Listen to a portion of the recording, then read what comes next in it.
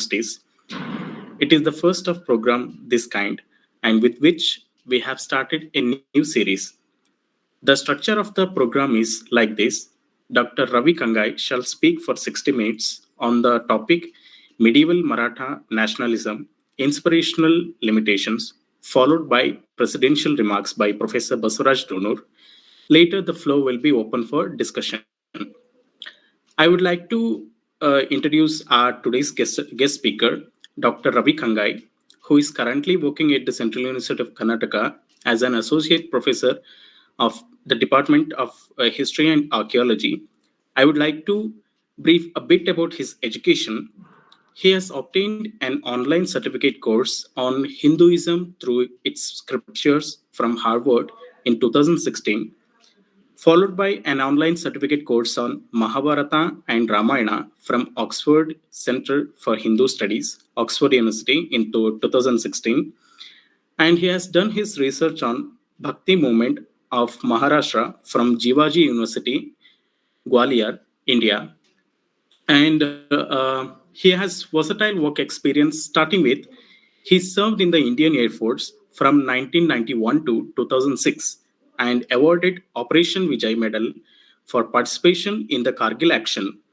Later, he turned to be a teacher in Navodaya Vidyalaya from 2006 to 2008, and later worked as an associate professor at Ambedkar College, Fatik Roy, Government of Tripur, and later at Rashtra Sant Tukadoji Maharaj, Nagpur University, and now currently part of Central University of Karnataka as an associate professor.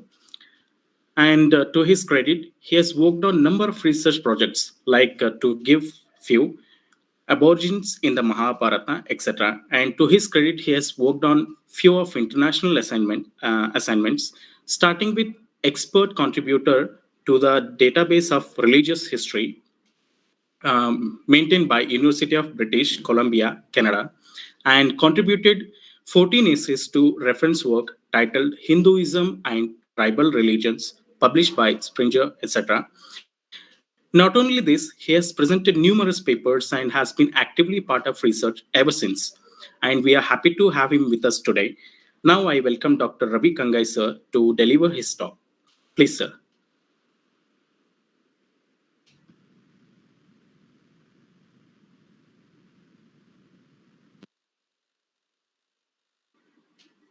Sir?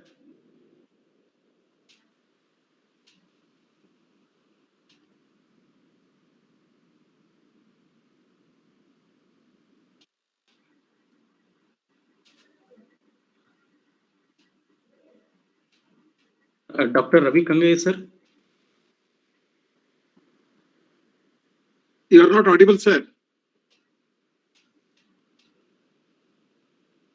Okay, all right.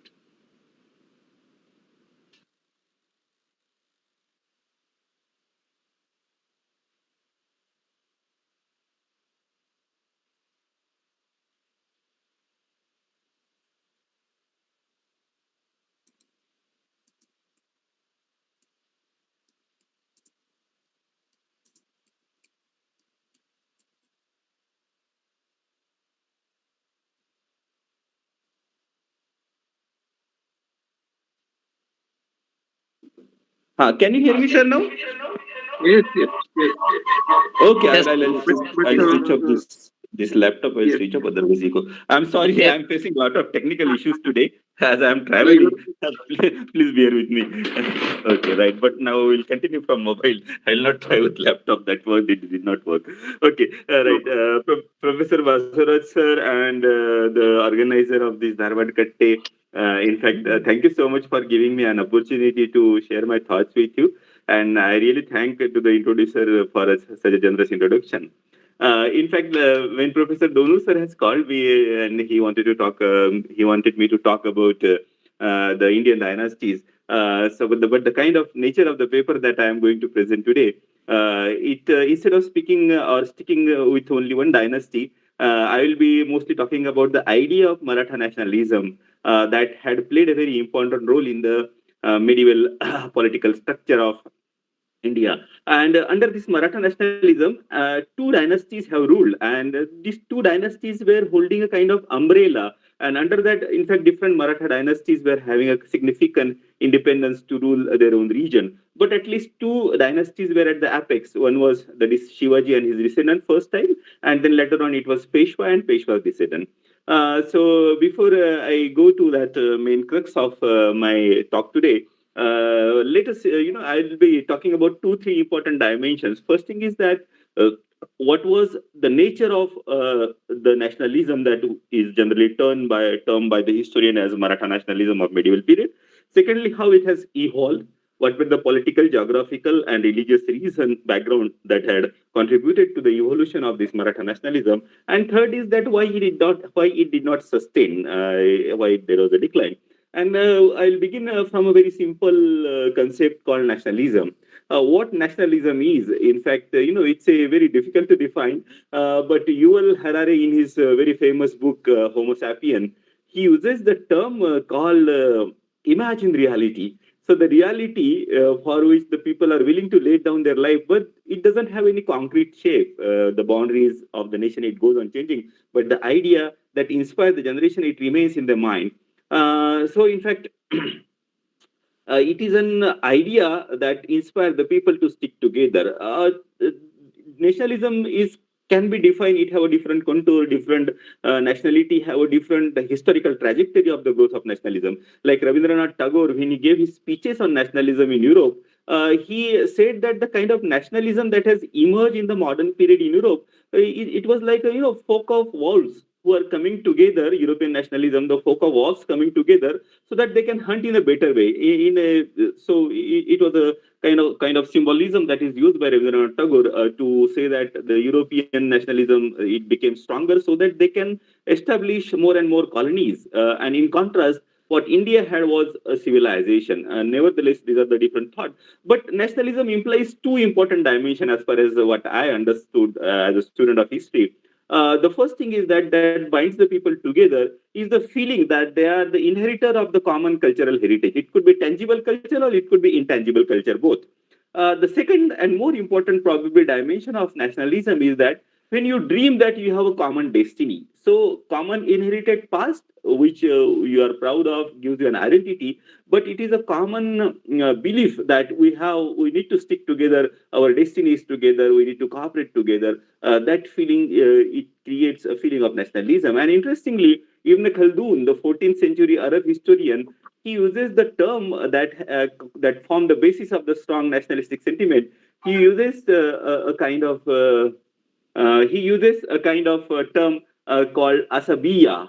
Asabiya is nothing but a feeling of cooperation among the people who cooperate, who pull up their resources together, who support each other, and that gives a foundation of the growth of the nationalism.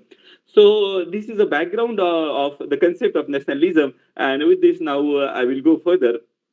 And I will now try to highlight the background and under which background this feeling of nationalism had generated in the minds of the Marathas, and then it led to the growth of the Maratha Empire. Even there was a time when the boundary, which is the present-day boundary between Pakistan and Afghanistan, called the region of Attock. The Marathas have conquered the region up to Attock, and there was a time when governor of Subedar of present-day Peshawar, which is in Pakistan now, was one of the Maratha.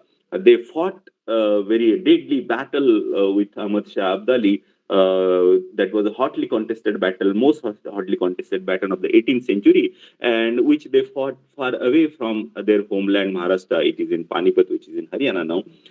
So let us go get into the background.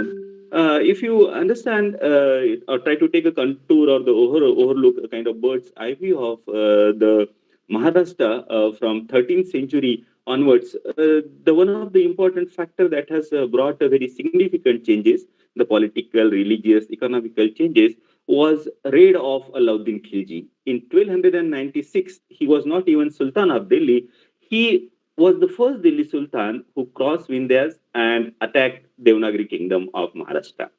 And this event has taken place in 1296, that is 6 years after the composition of Ganeshwari by Ganeshwara. This composition of Ganeshwari and Alauddin's raid, it has some historical significance, which I will come to it later on. But the information that we generally get from the Indo-Persian chronicles of the period is that there was hardly any strong resistance put by the Marathas. Of course, what we get is a one-sided view, because before Indo-Persian chronicles, it flourished in India under the patronage of Sultan first, and then later on under the patronage of Mughal, and then later on under the patronage of Delhi Sultanate. Generally, Indian people were not very particular about maintaining the historical records. So we generally have an one-sided view, and which is sometimes exaggerated. That Maharashtra and southern part, it fell very easily to the invasion of Delhi Sultan. Alauddin Khilji has weakened it in 1296, and it was 1306 that this Devanagari kingdom it became extinct. Malik Kafur, the general of Alauddin Khilji, who was Sultan now, he has carried the arms up to Madurai, and it seems that he did not encounter very strong resistance. Now, this episode of very easy runover that is being given to the Delhi Sultanate army, it seems that it is a very clear and a very glaring example that the rulers of that period of this region, they did not really much bother to understand the threat that is being posed by this imperialism of the Delhi Sultanate, and they did not bother to settle down their internal dispute and stand as united. They continue to fight among themselves small petty battles, and as a result, the Delhi Sultanate had its relatively easy way. In fact, much later, in after around 150 years, one very strong resistance to this imperialism of the Sultanate was put up by Vijayanagara Empire, and then, of course, as a shootout, as a rebellious attempt from the Delhi Sultanate, Bahmani Sultanate came into existence, and then it was later on fragmented into the different kingdom like Vijayanagara and Ahmadnagar and Golconda.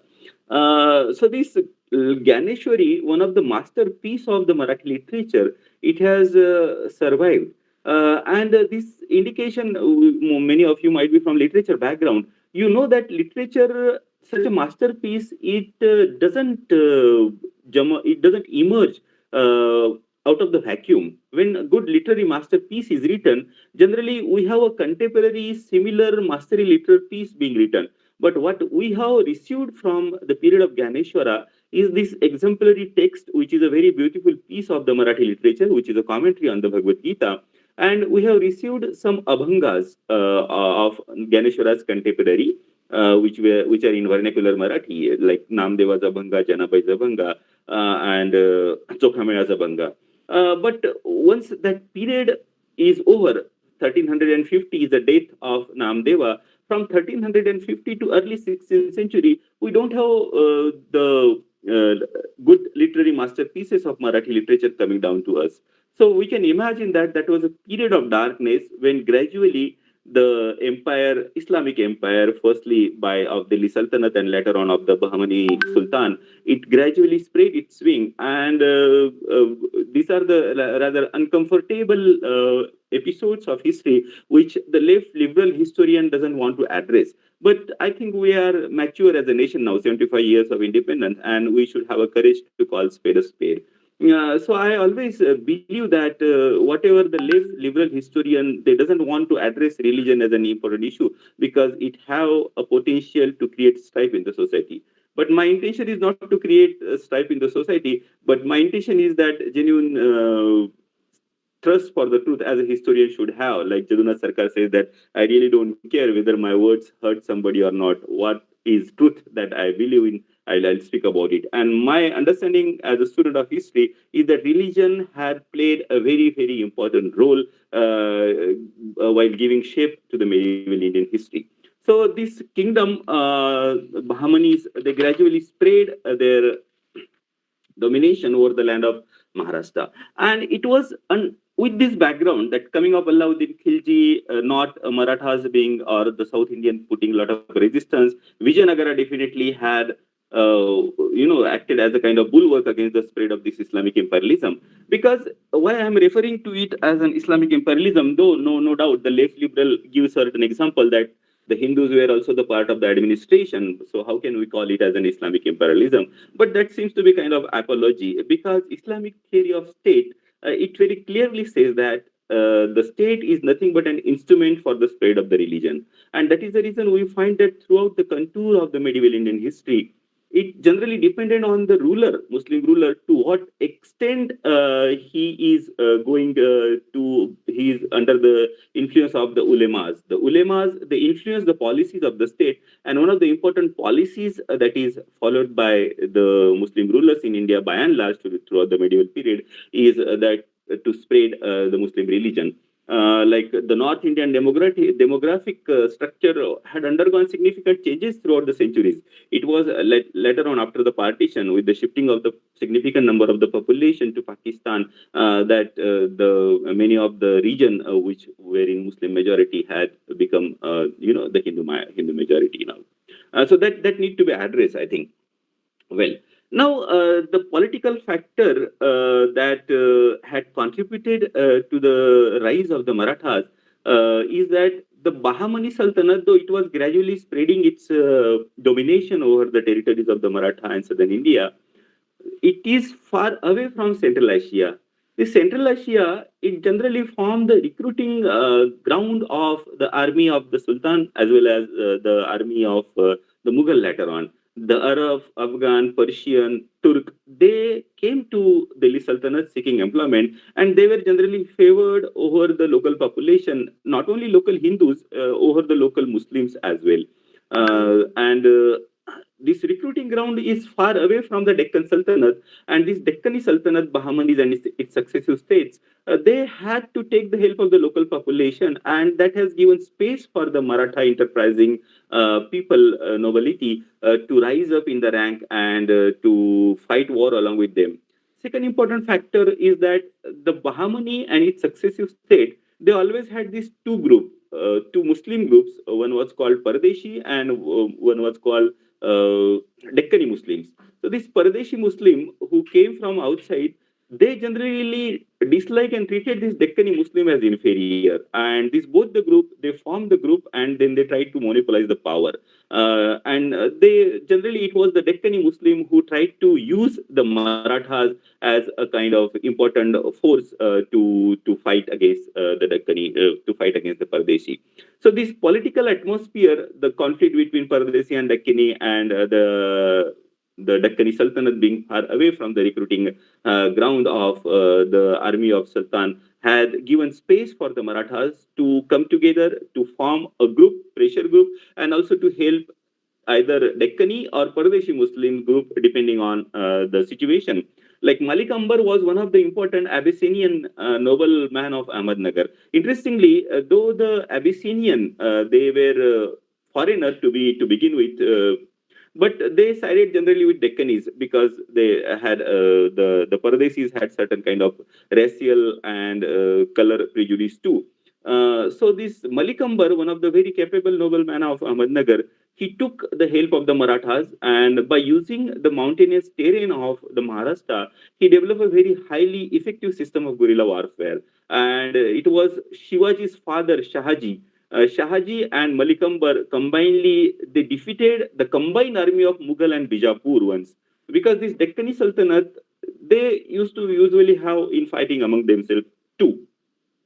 And so, though the Islamic theory of state, it gives a very high position to the Muslim, as a compromise, they try to assimilate the Hindus as well. And as I said earlier, it generally depended on the nature of the king. If he is too much under the influence of the Orthodox Maulavis, or Orthodox Islam interpretation of Islam, generally he tried to impose Islam in a more stricter manner. And if he is liberal like Akbar, he generally had a kind of more giving more space to the Hindus. So during this period, if you understand the religious history of the Maratha, we really don't have much of the record. But one of the indicating episode is that Vithoba at Pandharpur, who became a rallying point of the Warkari tradition, and that rallying point had played a very important role in the rise of the Maratha nationalism, was carried away from Pandharpur to Vijayanagara to be kept safe. And it was later on in the early 16th century that this Vithoba was carried back from Vijayanagara to Pandharpur by the grandfather of Eknatha. So this symbolizes that the system and the situation in Maharashtra is probably looking for the revival of the Hinduism. There was a hope that Vithoba is coming back. Whether this story is true or not, it could be myth. I'm not sure about it. But myth nevertheless gives us an insight into the mindset of the people. So under the leadership of Malik Ambar, we find that number of Maratha families like Jadhav, Bhosle, Ghorpade, Shirke, More, they were started playing a very important role. Like Shahaji, later on Shivaji's father, became kingmaker in Ahmednagar. Similarly, Lakhuji Jadhav, his father-in-law, was a very important nobleman in Ahmednagar. Well, another important factor that has given a background for this rise of the Maratha nationalism is the geographical factor. One important geographical factor I have already mentioned, that is how this geographical distance far away from the main recruiting ground of the army of Sultan and Mughal had given space to the Marathas. Another important geographical factor is the mountainous terrain. It's because of this mountainous terrain, it always becomes very difficult for the central power to have a very strong control over the mountainous region, and they have to rule through the local Deshmukh and Deshpandes and the hereditary head of the villages. And because the penetration of the army, it became very difficult in the mountain region. Like we have seen during the conflict with Afzal Khan, Shivaji had very effectively made use of this mountainous terrain to safeguard himself and his nobility. Jadunath Sarkar, in his book Shivaji and His Times, writes that this mountainous terrain and difficulty of the central power to have a very strict hegemony over the people had kept the spirit of independence alive. That is the reason when the effective leader like Shivaji has arisen, Shivaji he came in the forefront. It became easier for the people to rally around because they carried this spirit of independence in their heart. It was never subdued. And another thing is that it's being a mountainous region, that hegemony of the central power was always, it was very loosely controlled. Next, this mountainous terrain, as I said, had also played a very important role when the Marathas later on used guerrilla warfare as a kind of defensive military tactics to fight against the invading armies, either of the Vijayanagar first and later on the Mughal. Next important thing that I will now touch upon, which was a part of my doctoral thesis, is that how religion's movement or the religious thought had played a very important role in giving the shape to the idea called Maharashtra Dharma, that is a religion of the Marathas. And it is having these two combination, that is a Hinduism, definitely, and secondly, the pride of the language. As I referred to, the Bhanudasa bringing back Vithoba to Maharashtra had a symbolic significance that probably now the Marathas are having certain hope. Eknatha's work is very important as a kind of synthesis between, when the Marathas, they seems to be living in the dark age, almost lost hope. As I said, we don't have the literature tradition coming down to us of this around 150 to 200 years. But it was Eknatha's work which had seems to be giving a lot of space, right? Here in the work of the Eknatha, we clearly see the transformation. Eknatha, during the early phase of his writing, has written a commentary on Bhagavata, that is 11th chapter of the Bhagavad Purana, and this commentary, which is a very huge commentary, bulky volume, that is famous as Eknathi Bhagavat in Marathi. And the nature of bhakti in the Bhagavata and the nature of bhakti in the in the Bhavartha Ramayana, these are the two major texts that is written by Eknatha apart from the different Abhanga, will give an indication how the mindset of the Marathi people is undergoing changes. This Bhagavata, as I referred to, is having a bhakti which is a sannyas par bhakti. That is a bhakti which is inclined towards renunciation. Uddhav Gita, which is a part of Bhagavata Mahapurana, is told by Krishna to Uddhava, who was a sannyasi, who was a renouncer, In contrast, the Bhagavad Gita in the Mahabharata is told by same Krishna to Arjuna, who was a Kshatriya. So these two texts, that is, I mean, Ramayana and Mahabharata, if we combine together as an epic, the nature of this epic represent the flourishing of the civilization, youthful civilization, which gives a lot of importance to the karma.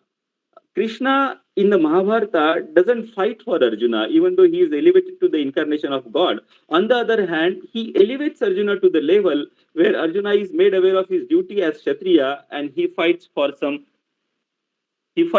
greater purpose of establishing dharma. In contrast, Bhagavata, which has reached to its compilation around 1200 AD, seems to be capturing the civilization which is on the decline. Because in Bhagavata Mahapurana, there is a lot of superstitious belief. Like there is a story of one Ajamil, and this Ajamil had a son named Narayana, and and Ajamil was not a person who led a virtuous life.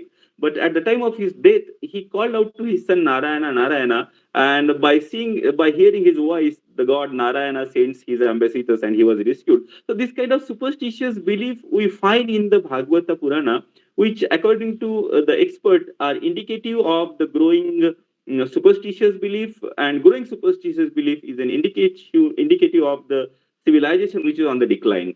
In contrast, the epic bhakti in the epic like Ramayana and Mahabharata both, it is having a karma pradhan bhakti, the bhakti that is combined with the karma, which prompts you to do your duty for the establishment of the dharma. Here we find that Eknatha, in the early phase of his life, was inclined towards the sannyasa bhakti, and he wrote commentary on a Bhagavata, 11th chapter on Bhagavata. But during the latter phase of his life, he started writing or retelling the story of the brave Rama in Marathi, and that text has come down to us as Bhavartha Ramayana. He could not complete that text. First khanda, the first whole, he completed later on. Some portion of the second khanda is completed by his disciple. Now, if you compare these two texts, here also we very clearly see that the Bhagavata is having inclination towards renunciation.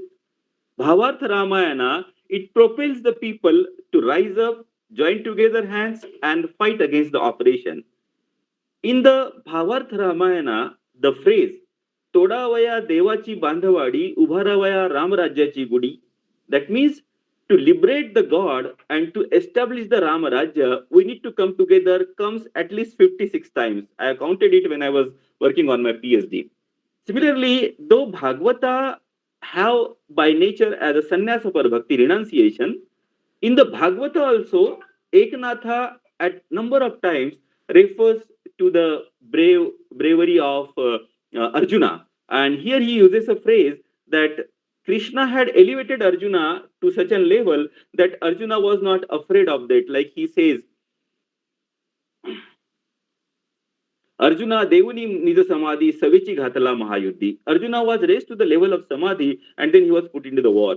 So this repeated reference to the bravery of the epical heroes, Rama in the Bhavartha Ramayana, Arjuna in the Bhagavata, whereas that doesn't seems to be having any relevance, but he deliberately brings those the fighting heroes like Parshurama is very repeatedly referred, and these two texts also gives an indication how the mindset of the Marathas, how the mindset of the people of the Maharashtra are now changing. That instead of inclined towards the renunciation, again Arnold Toynbee says that when there is an overwhelming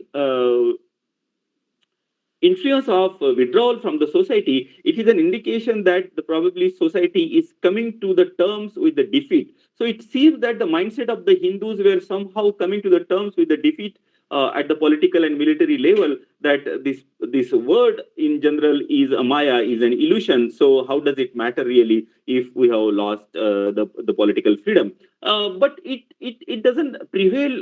In 2-3 centuries, we find that like a phoenix, the Maratha mindsets, or the mindset of the people of the Maharashtra. When I'm referring to the Maratha repeatedly, I am not referring to any caste, because Maratha as an identity which is unified the people of Maharashtra in the medieval period. cutting across the different castes, the Brahmins and the lower caste. They took pride in being called Marathas. So that is what I'm referring to. So this mindset of the Marathas seems to be rising, uniting together, and developing an idea that in order to protect our religion and protect our God, we need to unite together.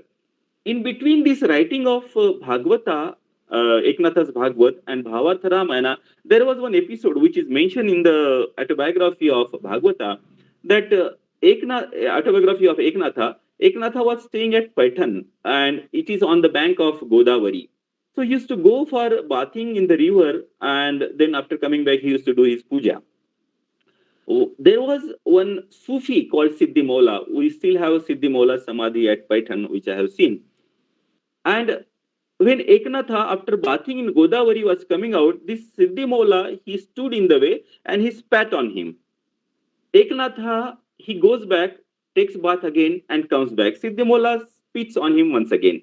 This has happened 100 times. And after 100 times, Siddhi Mola, he changes. There is a change of heart in the mind of Siddhi Mola, and he hails feet of Eknatha and says that how I was mistaken in torturing the nobleman, the saintly man like you, and that has changed him. He later on became disciple of Eknatha, it is said. Whatever the mindset, the change of heart might be, but this is an indication that under the domination of the Islamic king, even the respectable person like Eknatha was put to this kind of insult repeatedly, and it is my hypothesis is that it is because of this insult and humiliation that Eknath has probably realized that it is sannyasapara bhakti which is not going to work. If you have an inclination towards that, probably you are going to be insulted. In Paitan also there is a temple of Renuka which is during the medieval period, it was broken down and mosque is erected on that temple. So these kind of episodes have probably changed the mind of Eknatha, and now he understood that it is an ideal of the brave Rama who fight against injustice that is need to be put in front of the Maharashtrian people. And he also wrote one long poem called Bharud, and that long poem is titled as Hindu-Turk Samvad, where a Hindu and Turk, that is Muslim, they engage in the dialogue, and Hindu, he criticized the Islam, criticized that Turkish person. He said that Hindus and Muslims, they both are made by Allah. So why are you forcibly converting the people? So we find that in the literature there is a gradual change of the mindset. There is a gradual gathering of the strength, and this became very prominent during the writing of Ramadasa, who came after Eknatha. Ramdasa very clearly writes about Maharashtra Dharma, and he very clearly, maybe probably the first son who clearly writes the atrocities inflicted on the invading armies of Sultan or Bijapur. He says ki how many women were abducted, how many women were deported and sold, how many people were forcibly converted, and he writes one long poem called Anandavana Bhuvana. That is, he dreams about a period where Aurangzeb is no more and Hindus are free to practice their religion. He says that Budala Aurangya Papi Mlench Sahar Zala. Interestingly, that was a dream put by him. Interestingly, Ramadasa had died in 1681 and Aurangzeb had died much later in 1707. But Aurangzeb's death and the freedom of the Hindus were dreamed by Ramadasa much earlier. So Maharashtra Dharma, no matter whatever the left liberal says, it very clearly had an element of Hindu and Maratha nationalism mixed together.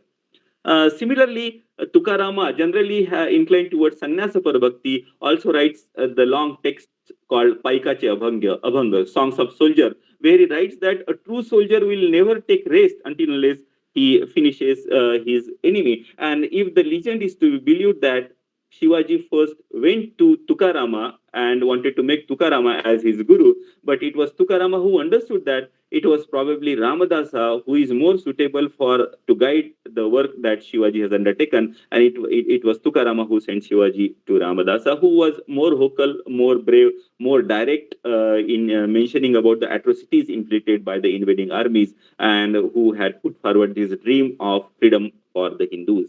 Even when Ramdasa goes to Pandharpur and sees Vithala, he sees Rama there and he asks to Vithala, where did you left your bow? That bow is important, so he was a kind of the god that the people worship are also indication of the mindset and the collective mentality of the people. The collective mentality of the people is given a lot of importance by the annals historian. It was in fact the collective mentality of the people, which is by and large ignored by the positivist historian, but that have a very important role to play in shaping history. In the Bakar literature also, which flourished later on, which used to record the historical event, but it is not a very scientific history, no doubt about it. But even though not scientific, it does give an indication of the mindset of the people. So in Sabhasat Bakar, which is written by Krishnaji Ananda Sabhasat, contemporary of Shivaji, he compares Shivaji to Bhima and Afzal Khan to Duryodhana. So again, we have the very clear-cut indication that the act of the Shivaji is pursued to be inspired by the ancient heroes, pursued to be inspired for the protection of Hinduism. Shivaji's kingdom is referred as Sri Cherajya, Swarajya, God's own kingdom. And it was believed, again, superstitious belief, but again, giving an indication of the mindset of the people that Bhavani enters in Shivaji, and Shivaji is sometimes referred as incarnation of Shiva. Later on, under the leadership of Peshwa, when the Marathas became a very prominent force in north, we always find that one of the Maratha policy was to liberate the Hindu places of pilgrimage, like Prayag and Gaya. They always attempted to have control over those places. Ahilyabai Holkar, the Holkar ruler of Indore, Maratha Holkar ruler, she reconstructed many temples at Banaras and at number of places. In fact, it is recorded in the Bakar that when Mallara Holkar and the Maratha army they attacked Banaras and occupied Banaras, Mallara Holkar had made all the preparation to bring down Gyanvapi Mosque, because it was generally believed and accepted that Gyanvapi Mosque was constructed on the temple, on the Hindu temple. But he was prevented by the local Hindus only. The local Hindus of Banaras, they said ki the Maratha army, once they go back to south, probably we will be tortured by the Muslim population here. So he left that attempt. But I'm giving these certain examples, giving an indication that the Hindu liberation of the Hindu temple formed as one of the important policies of the Peshwas and Marathas later on too. So definitely that Maratha nationalism had an angle called Hindu nationalism. Another important factor that gives an indication that the Marathas of those period were inspired by the feeling of nationalism is that it was, though no doubt the leadership of Shivaji was very important, it was not centered around the personality of Shivaji, and it was not entirely dependent on him. That is the reason we find that the Maratha nationalism or the Maratha kingdom had risen from number of crises. And that doesn't really happen until unless the mindset of the number of people are inspired by the higher ideal. Like Shivaji, the first attack was Afzal Khan's attack, and during that Afzal Khan's attack, Shivaji's kingdom was very small, but number of Marathas, they left the service of Bijapur and joined hands with Shivaji like Jethe. Then next important attack, next important challenge was Shivaji's imprisonment at Agra. When Shivaji was away from Maharashtra, but the whole administration, it continued very smoothly. And the moment Shivaji come back, they have risen again to take back all those forts that were handed over to the Mughal.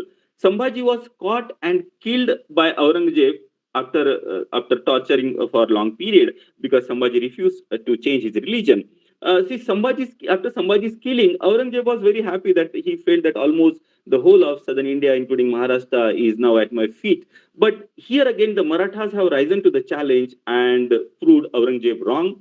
Invasion of Aurangzeb with nearly 10 lakh army was a very big challenge. Now here we can very clearly draw the parallel, the kind of episode that I mentioned in the beginning of my lecture, that when Alauddin Khilji, he did not came with such a strong and such a numerous army like Aurangzeb came. But Marathas fell in front of Alauddin Khilji. But here Aurangzeb comes with a much more superior army. But here Marathas finally, after 25 war of independence, under the leadership of different leaders like Sambhaji, then Rajaram, and then Tarabai, they defeated Aurangzeb finally. So Arnold Toynbee, he makes a very good analysis about the rise and fall of the civilization. And he says that this rise and falls of civilization, it mainly based on the challenge and the response. The civilization, the leader of the civilization, how they respond to the challenges, that will depend the trajectory of the history. So if you compare these two phases, coming of Alauddin Khilji at the end of the 13th century, and coming of Aurangzeb at the end of the 17th century, almost the period of 350 years between these two episodes. But in between these 350 years, the idea of Maratha nationalism has unified the Marathas, and we find that even though coming with such a strong army, staying here, Aurangzeb was very capable ruler of his time, staying here for 25 years. Such a heavy investment of the wealth and resources, Aurangzeb was finally defeated and he died in Maharashtra near Aurangabad as the heartbroken man that he could not finally defeat the Marathas. Another important episode that has given us an indication that the Marathas were inspired by the nationalism was the defeat at Panipat. One of the most hotly contested battle, one of the most disastrous battle, where the death account, it ranges anywhere between 40,000 to 60,000. This many Marathas were killed, but nevertheless, after that also we find that Marathas again rising like a phoenix, and Mahadaji Shinde, the Maratha commander, he is going beyond Delhi again and conquering the part of Punjab. Even though the power has shifted from Satara was ruled by the descendant of Shivaji, power has shifted from Satara to Pune, it has shifted from the hands of the Maratha to the Brahmin. The Maratha kingdom not only survived, but it continued to thrive.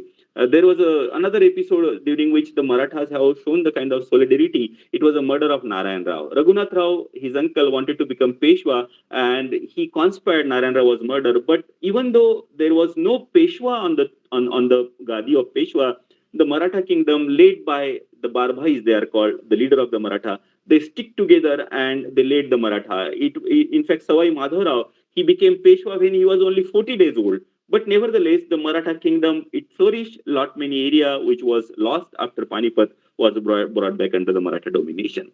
Now, I will address 2-3 questions like, was it a Hindu nationalism? It generally depends on how we define a Hindu nationalism. If Hindu nationalism means having an ideology of preserving and protecting Hinduism, then definitely it was. Was it against other religion? Sanatani Dharma traditionally doesn't say anything adverse against the practitioner of other religion, because we know that it is a religion which had grown naturally with the contribution of the different people. It has evolved slowly, not based on one particular text, not based on the personality of one prophet. So it never had this kind of ideology of hatred towards the practitioner who doesn't believe, because Hinduism by itself is a kind of umbrella term. So in line with that traditional tolerance of the different belief, Hindu ruler, generally we find them being tolerant to the practitioner of other religion, non-Hindu religion, and that is being reflected in the practice of the Maratha ruler, including Shivaji and later on Peshwa too. Even Ramdasa, who is considered as a very, very strong preacher of the protection of Hinduism, he advises Shivaji that when you construct the fort, apart from temple, you should also construct a mosque also for the prayer of your Muslim soldiers. Now, I took a contour and kind of bird's eye view of the background, the contribution of political, geographical, and religious factor that led to the growth of the Maratha nationalism. But Maratha nationalism seems to be declining. The Maratha Empire has declined after around 1790. It had played a very important role in the politics of India, starting from, let us say, 1665 to around 1805. But 1790 onwards, it seems to decline. There are different factors that led to its decline. One important factor is that one important factor is that the Islamic theory of state. The Islamic theory of state, as I mentioned in the beginning, it doesn't give place to the non-Muslim in the state. And as Dr. Ambedkar in his book, The Thought on Pakistan, writes that the Islamic Brotherhood is confined to the Muslim only. It's very difficult for the Muslims in general to live in peace with the practitioner of other religion. These are the uncomfortable dimensions of history. I am quoting the word of Dr. Ambedkar. If you understand the growth of the Marathas in the north, with the decline of the Mughal, there were different pressure group in the Mughal Empire. And one group was led by Sunnis and another group was Shias. So this Shia Safdarjung, who was the Wazir of the Mughal Emperor, and also he was Subedar of Awadh, he was Shia, and he had traditional hereditary enmity with Pathans, who were Sunni. So this Safdarjung, he took the help of the Marathas in fighting against this Sunni Muslims, Pathan. The Marathas, they helped him, and it was Dattaji Shinde who played a very important role in defeating the Pathans and killing of large number of Pathan. So traditionally, I mean that thing should have brought Safdarjung and Marathas together. It has for some time, but later on, the Muslim Orthodox Muslim of North India, Delhi, and the Maulavis, they started feeling very uncomfortable with the rise of the Maratha, and they wrote later to Ahmad Shah Abdali, the ruler of Afghanistan, who was in fact very capable leader, very capable commander, and very capable soldier. That under the rule, under the growing influence of these Kafir Marathas, we are feeling very uncomfortable. You should come here. And the Pathan from India, they also invited him. The one of the Pathan leader was Nazib Khan. And when he comes here, Suja, the son and successor of Safdarjung. In fact, Safdarjung and Marathas, they cooperate together. Now, traditionally, following that same tradition, Shuja, he often cooperated with the Marathas. But now, when Ahmad Shah Abdali, led by, under the influence of the Muslim Maulavis, gave a call that Islam is in danger because of this growing influence of Kafir in the north, Suja, he leaves the side of the Marathas and joined hands with the Pathan, with Ahmad Shah Abdali, against whom his father has fought with the Marathas. And that was one of the important turning points. So when the call of the Islam in danger is given, the Muslims who were cooperating with the Peshwas and the Marathas, many of them have left or remain neutral and join hands with Ahmad Shah Abdali. Of course, we cannot, it's very difficult to generalize because we have one Muslim journal like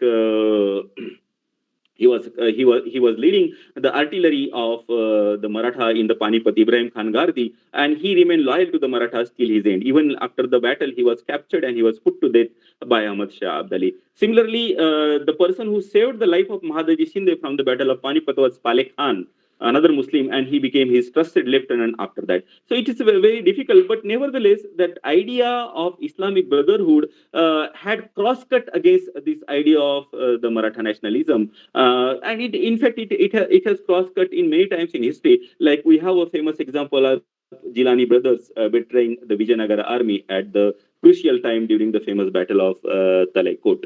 Uh, in fact, the Maratha attempt of reclaiming the places of worship had become one of the bone of contention between the Marathas as well as Suja, because Suja, the successor of Safdarjung, he was controlling the places like Ayodhya and Gaya and Prayag, and Marathas wanted to have control over it. And it was giving up the idea of giving up this area, this region, these places of worship to Marathas has irritated Suja, and he left the side of the Marathas, joining hands with Ahmad Shah Abdali. Another important factor that has contributed to the decline of the Marathas is that revival of the Watandari system. Shivaji was probably much ahead of his time, and he has done away with the Watandari system, and he started giving a regular salary to his official. That is the reason we find that the Sardar of Shivaji's time, like Tanaji Malusare, and his descendant could not amass a lot of wealth. But in contrast, Rajaram, because of the peculiar circumstances of his period, was forced to revive the Watan. Like he used to allow Watan to the Maratha Sardar, which was a land in fact under the control of the Mughal.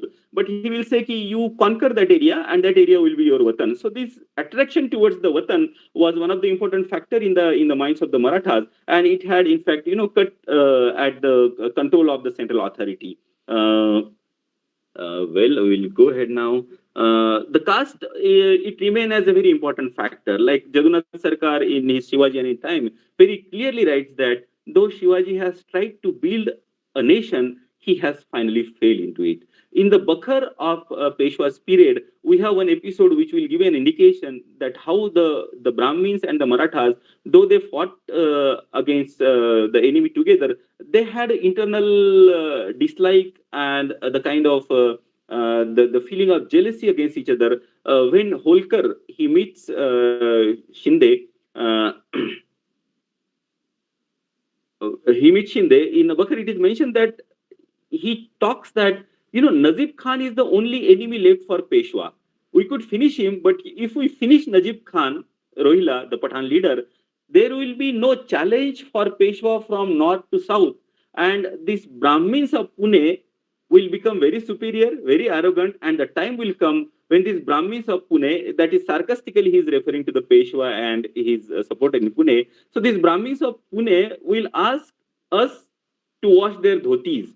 So the kind of conflict or the mistrust between the Marathas and the Brahmin or the Prabhu that resurfaced when there was a decline of the control of the central authority. Shivaji was very wise. He used to maintain the balance. Like in a fort, the Kiledar used to be Maratha, the accountant used to be generally Brahmin, and the in charge of the store used to be generally Prabhu. So he maintained the balance because these three caste people having their traditional jealousy against each other will not conspire. Anything if they are doing against the central authority will be reported to Shivaji.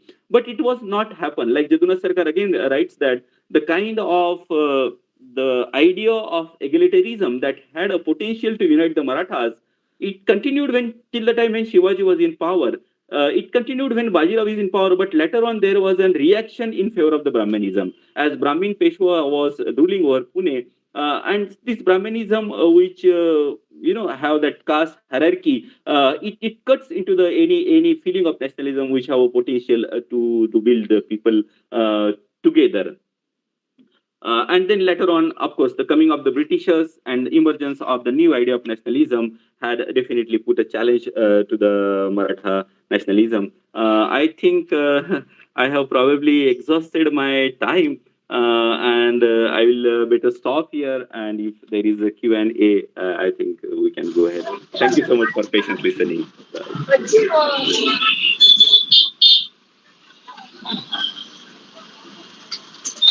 Thank you so much. I would like to thank Dr. Ravi KHANGAI, sir, for having presented his ideas on the Marathas. Now, I would like to welcome Dr. Bharat P. Dono, Honorary President, Bharat Sector, Director of Academics, UK. Sir, Good evening, dear viewers of Bharat. Sangesh, am I audible? yes, sir, you are audible. I have been some program in some other place. Anyway, uh, first of all, I thank Dr. Ravi Kangai, Associate Professor of History and Head of the Department of History and Archaeology, University of Karnataka, for accepting the invitation and delivering a very profound, thought-provoking, comprehensive, detailed, lovely talk. I'm personally very happy with this performance today. I have never heard Dr. Ravi Kangai speak on this subject. It was very clear, very direct, and very profound in ideas and thoughts and also in his.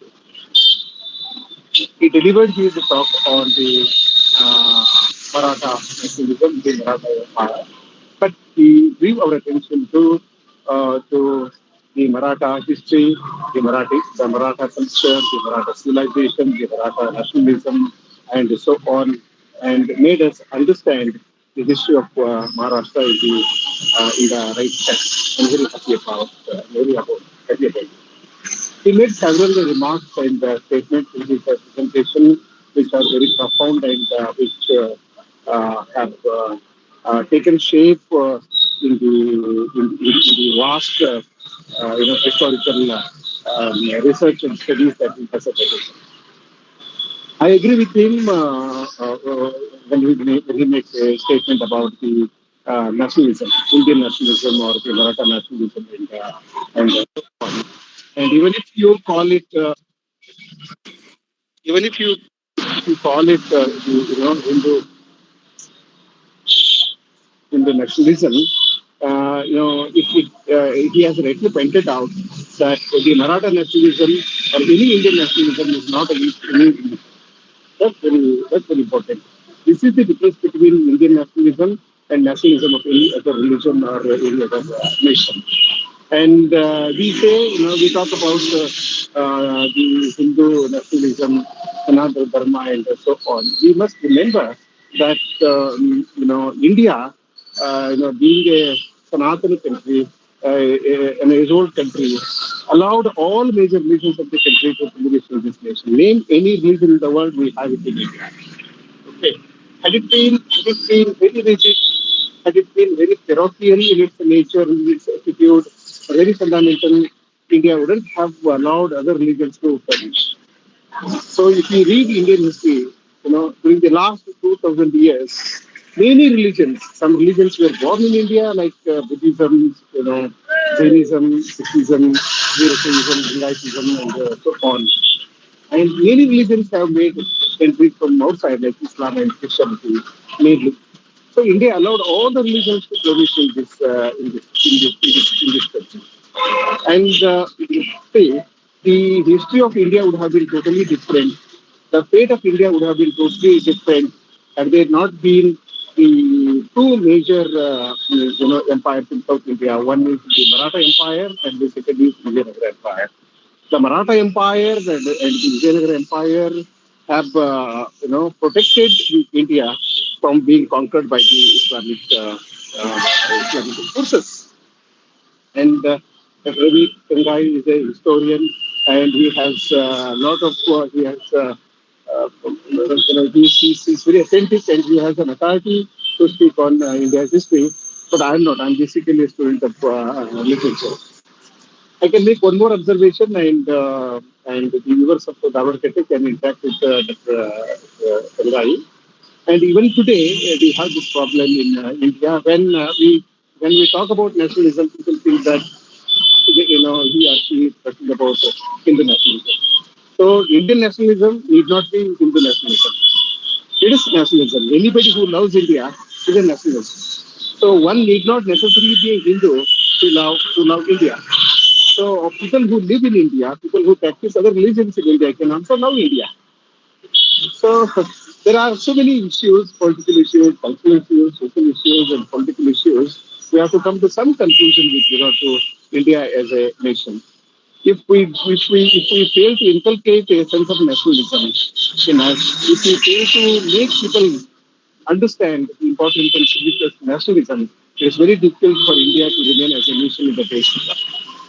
So, for the safety of this nation, for the security, safety, integrity, and stability of this nation, we have to develop this sense of nationalism in all our students. And this nationalism does not oppose any other religion being practiced in India. In fact, the religions which have entered into India from foreign countries have flourished, and nobody should have any fear as far as the freedom of religion is concerned if nationalism is given soft priority. So with these remarks of mine, I again thank Ravi Kangai for delivering this wonderful speech.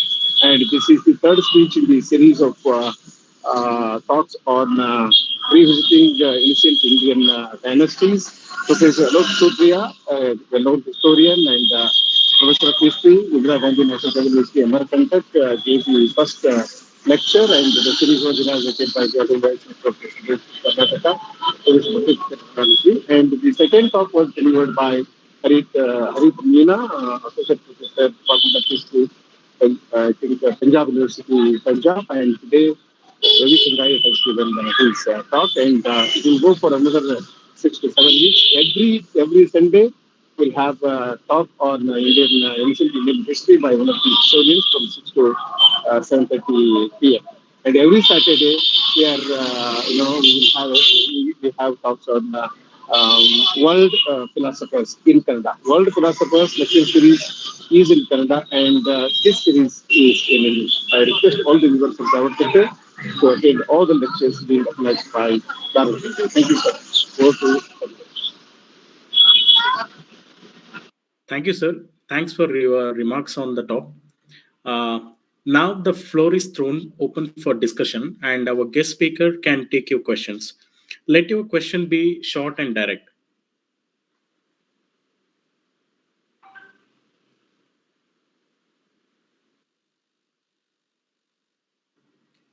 Now the audience can throw questions to the guest speaker.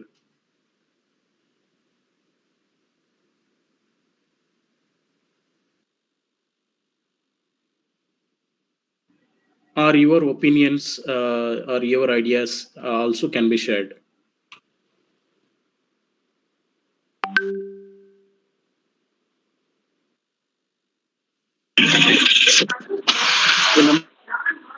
Sir from Bijapur. Yes, sir. Continue, sir. Hello, sir. Yes, sir. You are audible. Please go ahead, sir. Maratha ruler Shivaji. Yes, sir. Afzal Khan leaving Bijapur. Before meeting that Shivaji, Afzal Khan was going to kill all his wives in Bijapur. That we call here Sat Kabar.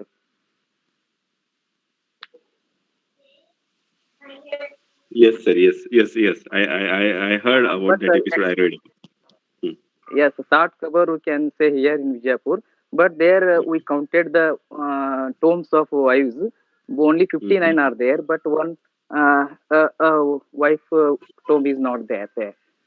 Uh. Is there any historical uh, facts? Please light on me, sir. No, sir. Sir, this particular fact I have not investigated very thoroughly, but I Yes. know that this is being referred by one of the British visitor that he counted those six stick cover. So, This one is missing is probably, yeah, I'm yeah. not sure about it, but he counted about that, and there is a legend that probably Abdul Khan had an inclination, or he had that hints that probably he's not going to come back. Right. Yeah. Thank you. Thank you. Okay. Thank you. Sir, good evening, sir. Good evening, Good sir. evening, Good sir. evening, sir. I am Good SL evening. Pujar, Okay, sir. retired high school teacher. But I got Yes, sir. one doubt regarding kafir, the word which is having concern with the Persian language. Kafir. Yes. Yes, sir. Yes, sir. Malik Kafir was born as a Hindu, but later Yes. on he was converted into Islam, Muslim, Mohammedan. Yes, sir. But especially in India, there are so many Kapoor families. Are there Kapoor families, especially in Sindh, Punjab area, Yes, and sir. the Yes. surname can be derived from both Muslims and Hindus. Especially in India, the surname is derived from Rajput community. Right. But what is my question, sir? Is it Kapoor is the surname is derived from Kafir or not? Sir, this is new for According to me. etymological term, according to etymological study. Right. No, in fact, this is new for me. I have never looked at this this angle. Thank you so much. But it is a good hint. Kapoor or Kafur. Is there any kind of a connection between these two? That is pretty interesting. Right. Okay, sir. Okay, very nice to meet you and Right. nicely presented, sir. Okay, thank you, sir. Thank you. Thank you, sir. Thank Thank you. you. Okay, thank you. Good evening, sir. Good evening. This is Manju Lakshi from Ji. Linguistics Department. Ji. Sir, this is not a question. I have one doubt. So, Right. then, yeah. So, Marathi in the beginning, I'm related to literature thing. I have a doubt about the literature. Sir, in the beginning, most of the languages, they are facing so many problems, languages in the beginning. So, in Marathis also, so which language is the dominating languages? So there are all common people. In the beginning, literature reached to common people, or otherwise they are facing any problem. So because of Bhagavata or Mahabharata or Ramayana, almost Sanskrit based. So Marathi also faced any problem in language in the beginning. So then society, there, all literature is reached to the society or any problem they are facing in the beginning. So that is my doubt. Yes, sir. Right. Right, right. See, there are different forces at the work. One force which tries to protect that knowledge, so that knowledge, spiritual knowledge, philosophical knowledge, should remain in Sanskrit, so that their domination over the society can continue. The people, Sanskrit knowing people, especially we can use the direct word like Brahmins. But within the Brahmins also, there were a number of people who revolted against this kind of ideas.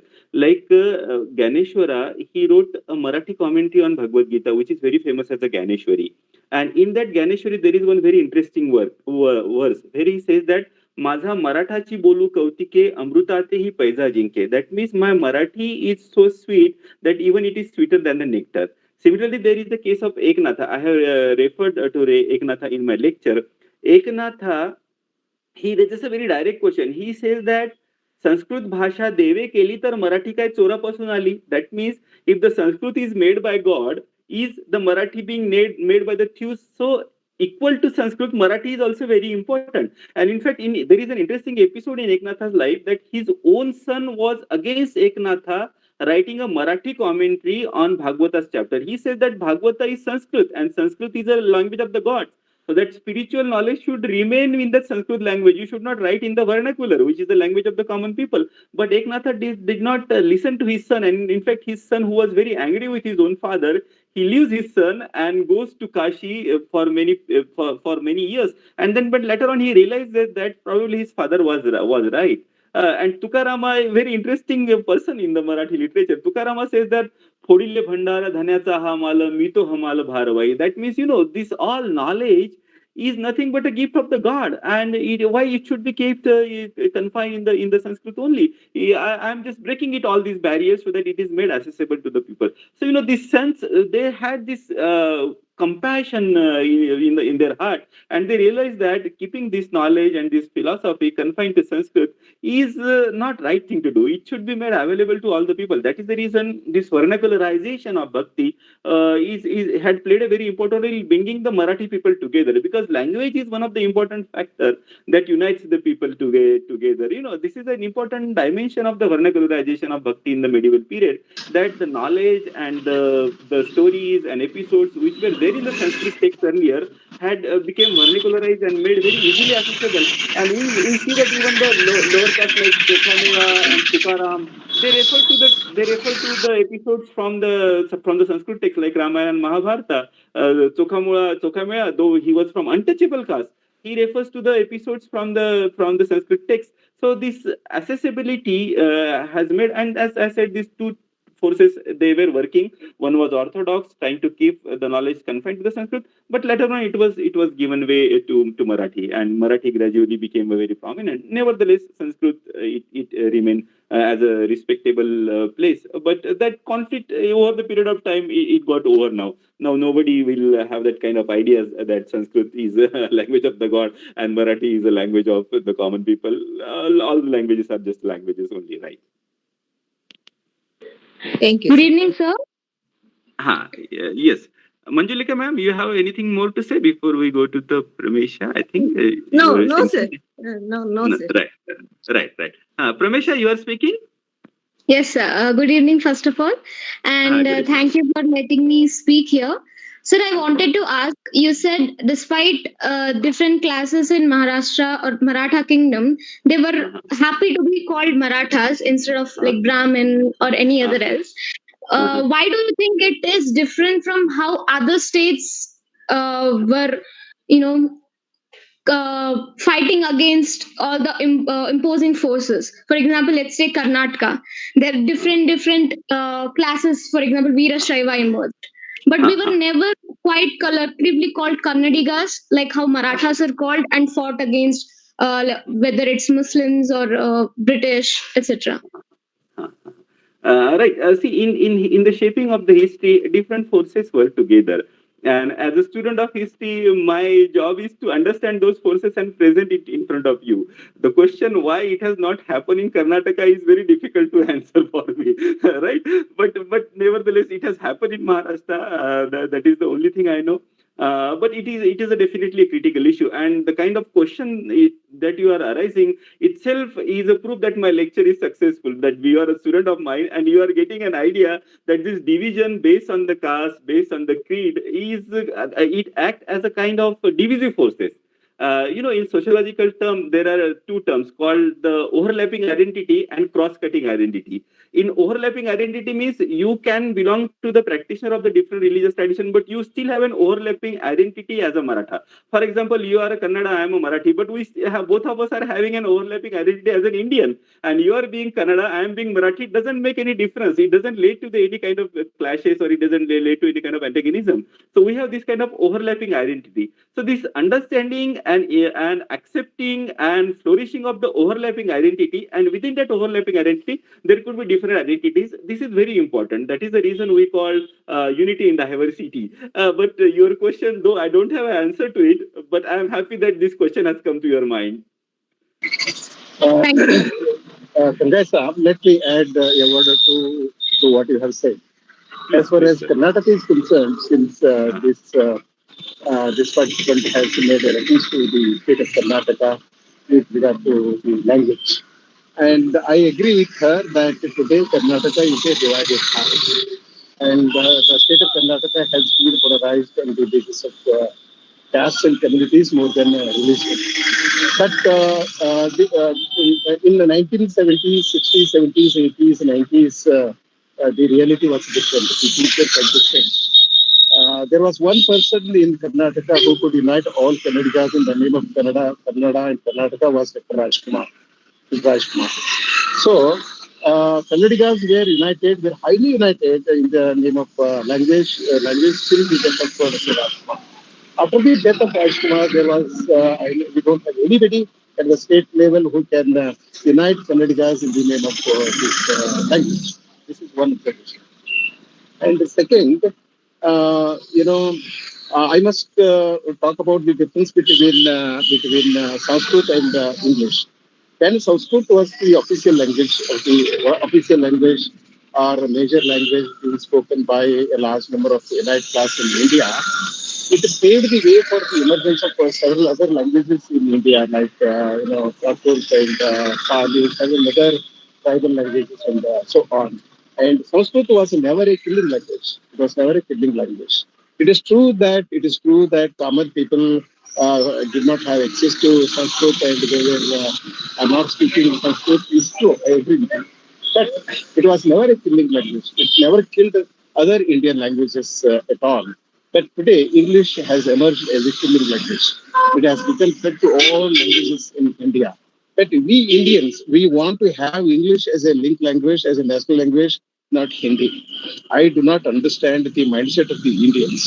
We want to have an alien language, a foreign language, as a national language, not the Hindi. Okay.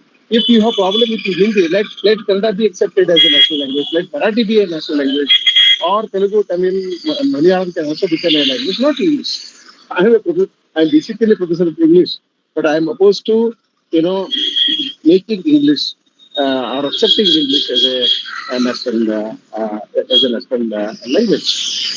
And about this, you talked about two kinds of identity. This is a problem. I'm an Indian, at the same time, I'm Karnataka. Okay. And when the two states fight with each other, for example, Maharashtra and Karnataka, and in Karnataka, we throw stones at Marathi buses, Maharashtra buses, and in Maharashtra, people throw stones at Maratha buses. I don't know how we are Indian. And over Kaveri, again, we fight. And in the state of Karnataka and Tamil Nadu, they fight. And over Krishna, Andhra and Karnataka fight. So, I want to be called only Indian. Only Indian. For me, India is more important than Karnataka. If I am made to accept, if you call me at gunpoint, whether you are an Indian or Kannadiga, I say I'm Indian. I don't want to, I don't want to be a Kannadiga at the cost of India. So we have to be very clear in our message. There are a lot of differences between these states and languages. And we have this problem in our university, in several universities. Why students don't become, we say it is a mini India. Mini India means you have to know several languages, speak several languages and practice several cultures, but remain as an Indian in your heart. This is the concern of Garvard Cafe. You know? Okay, Very thank interesting, you. sir. It's a Very good question, interesting. and you made me to think and reflect on a very important issue that people are facing, not just in Karnataka, anywhere elsewhere. Okay. Yes, yes. You can Sir, there is an continue. interesting quote. Pramesha, for you also. There is an interesting quote which says that man starts talking sensibly when he has exhausted all his resources in the war.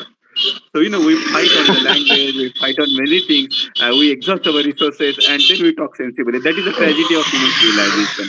We find that getting carried away by the ego, getting carried away by the collective ego, we fight. Yes. Will Durant is a very interesting historian, and he says that the conflicts that we see among the nations are nothing but the magnified conflict that we have within ourselves. So, we have that unnecessary, unhealthy attachment to the identity, like I am being Marathi or I am being Canadian, and that unhealthy identity leads to the kind of conflict which amplify leading to the loss of resources, which could have been otherwise used for the growth of the civilization. Yes, but sir, it was very interesting input from your side, right? Yes, sir.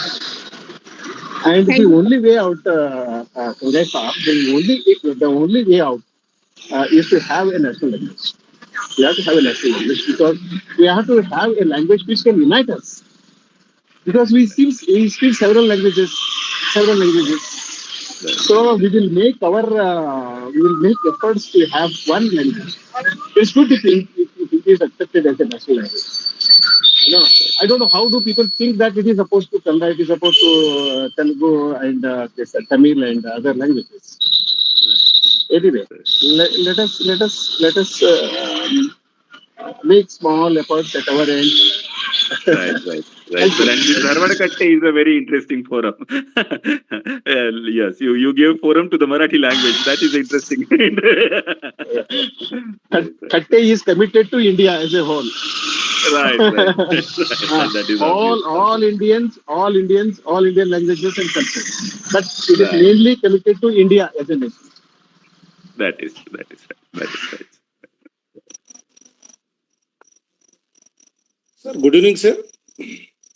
Good evening, Nagaraj sir speaking now. Yes, sir. Sir, I heard Please go ahead. about Mr. Gnaneshwar and Namadev and Eknath. These social reformers are write several abhangas. Abhangas is nothing but I think I will call as a vachana.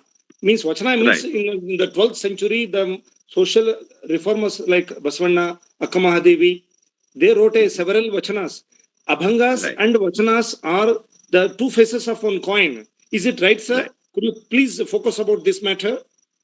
Sir, actually, about Vachana, I don't have knowledge. Whatever you are telling me, this is the only thing I have heard that these are the religious devotional poetry, similar to Abhanga. But as I don't have knowledge about Vachana, I am not in a position to compare. But if I am right, Abhanga are nothing but a spontaneous, creative expression of the spiritual experiences that these people are having, Ganeshwara and Eknath and Namdeva. And sometimes those spontaneous expression of the spiritual experience also encapsulate or also capture the social reality, like the Hindu Turk Samvad that I referred to, Eknatha's long poem Bharuda, or Ganeshwara's poetry, like one of his abhanga where he says that तुझं saguna manuki nirguna re. We in bhakti we have this tradition saguna and nirguna, but in Marathi bhakti tradition we find that there is in fact no difference. Like Ganeshwara in his abhanga says that Saguna and Narguna are nothing but the both dimension of the same divinity. So if I can only talk about Abhanga, you can see where you are if the Navachanas are anyway related or they are in line with the similar thought. So this philosophy, this religious aspiration, this devotion to Vithala or devotion to Rama, it's being reflected in those Abhangas, and they are still sung. Like I grew up listening to those songs on radio. Radio is outdated now, but as a child, it was used to be morning rituals when we put on that Marathi channel, that radio channel, and listen to the Abhanga. And they still capture that. Essence and a very deep profound thought about religion and human mind and human soul in the very simple language. That right, sir, right. Okay, sir. Thank you, sir. Thank you. Thank you. Thank you. There are some similarities between Abangas and Vachanas. Like the Abangas, Vachanas are also devotional in nature, and the Vachanakaras express their spiritual experiences, their religious experiences, and also their views and opinions on social realities of their times, like the caste system, blind belief, and so on. In terms of intensity, in terms of intensity of poetry, I can see a lot of similarities between Abangas and Vachanas. Right. Thank you. Thank you. I was curious about Vachana, but could never get into it because of the other commitment. But No, we can draw the parallel. read. You can read Right. Vachanas. They are available in English. There are Right. many good Right. translations, and it is worth spending time. Right. Right. Ah, Thank you, sir. ah. Thank you. Thank you. The Vachana is a major form of literature in Kannada.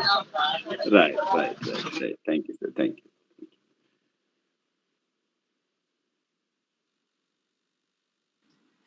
We can take one or two questions.